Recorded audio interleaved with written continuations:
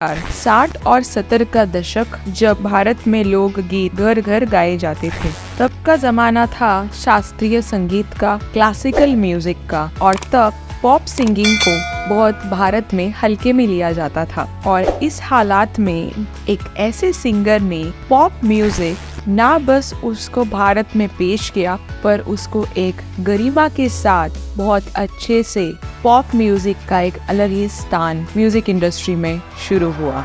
उषा वैद्यनाथ सोमेश्वर सामे अय्यर की, जो बाद में उषा उत्तप नाम से जान गई। एक ऐसी गायक जिस पे सुर ताल तो है ही, पर उनके गाने हमेशा हाई नोट पर होते थे।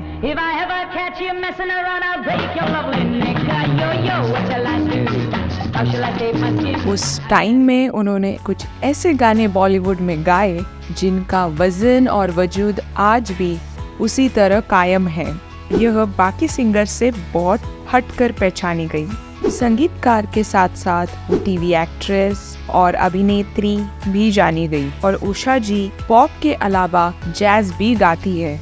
उषा उत्तप 4 दशकों से भी ज्यादा अपने गानों से मनोरंजन कर रही है। जब बारी गाने की आती है तो लगता है जैसे कयामत आ गई हो।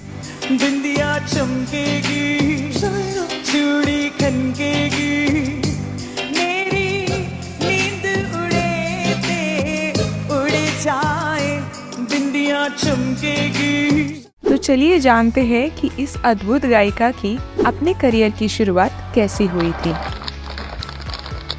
उषा उत्तप का जन्म 7 नवंबर 1947 को हुआ एक तमिल फैमिली में। उनके पिता का नाम वैद्यनाथ सोमेश्वर सामे अय्यर है, जो तमिलनाडु के चेन्नई से ताल्लुक रखते हैं। वो स्कूल में पढ़ती थी तब एक बार उनको अपने संगीत के क्लास से बाहर निकाल दिया था, क्योंकि उनकी आवाज मोटी और रूखी थी। उनके संगीत अध्यापिका ने पहचान लिया कि उनमें कुछ खास है और उनको संगीत की शिक्षा दी। दरअसल उषा उत्तप ने कभी भी प्रॉपर सिंगिंग या संगीत का पर्टिकुलर क्लास नहीं किया। हमेशा वो संगीत में माहौल में रहती थी और खुद से गाना गाया करती थी। उन्होंने कई कलाकारों से उनके गाने गाए हैं, उनके गाने सुने हैं और उनसे वो प्रेरित होके गाना गाया करती थी।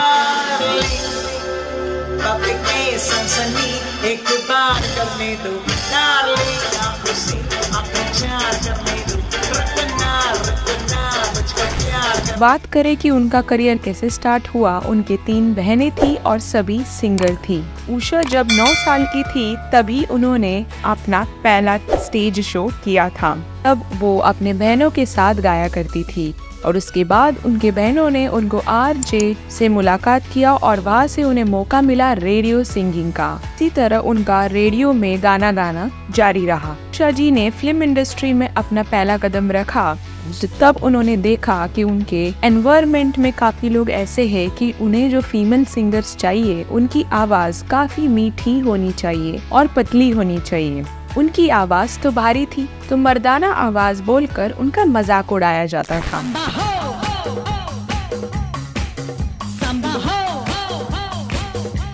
उषा जी अंग्रेजी गाना ज्यादा गाती थी, जिसकी वजह से उन्हें लोगों ने बहुत सारे ताने मारे। फिर उन्होंने शुरुआत की क्लब्स में गाना गा के। उन्होंने सबसे पहले चेन्नई में क्लब्स में गाना गाया, फिर मुंबई में, फिर कोलकाता में, और उनका यह सफर जारी रहा।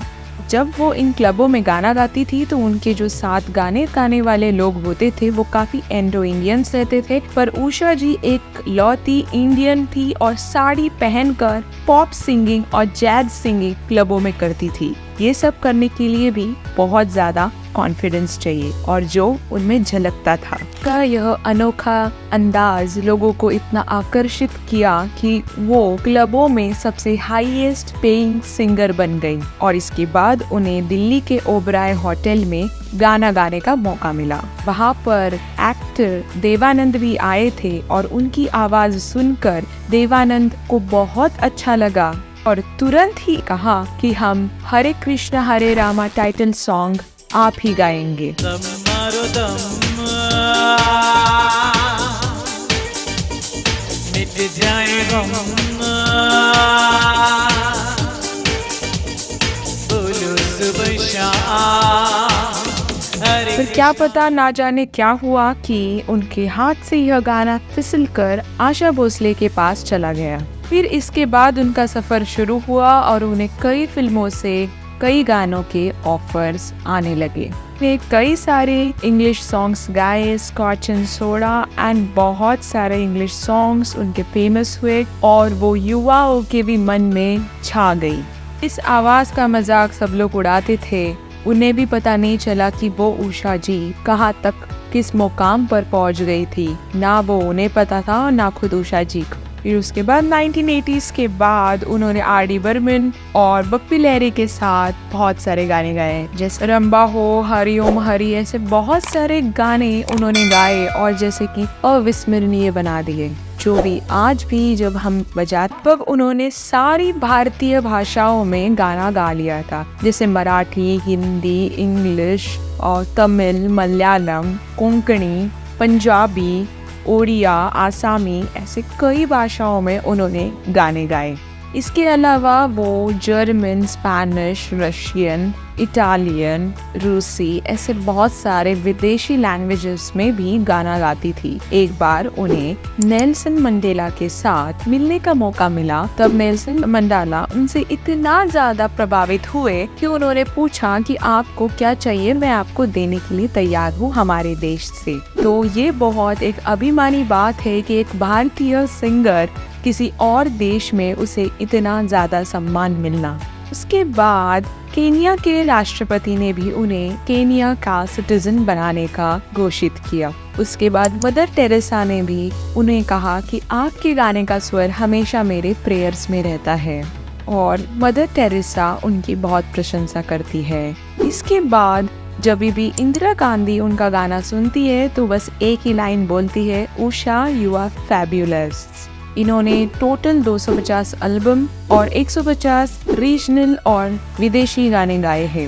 इसके अलावा तो उन्होंने कई सारे गाने चिल्ड्रंस के लिए भी गाए हैं। तो उनके गाने की गिनती तो अगिनत ही आप मान ही लो। बात करें तो उनके अवार्ड्स की तो पद्मश्री 2011 में, सर्वश्रेष्ठ पार्श्व गायिका का 2012 में, 2017 में लाइफ टाइम अचीवमेंट अवार्ड मिले और 2024 में राष्ट्रपति द्रौपदी मुर्मू ने इन्हें पद्म भूषण से सम्मानित किया। इतने सालों बाद भी उषा इज अनस्टॉपेबल, जितना कहे उनके लिए शब्द कम पड़ जाएंगे। आप हमें जरूर बताइए कि आपको यह वीडियो कैसा लगा। अगर अच्छा लगा हो तो लाइक करें, कमेंट करें और हमें जरूर बताइए कि आपका उषा जी का फेवरेट सॉन्ग कौन सा है। और जाते जाते हमारे चैनल सिनेमा बीट्स को सब्सक्राइब कर बेल को जरूर प्रेस कर दीजिए ताकि आपको आगे भी ऐसी ही इंटरेस्टिंग वीडियोस मिलती रहे। धन्यवाद।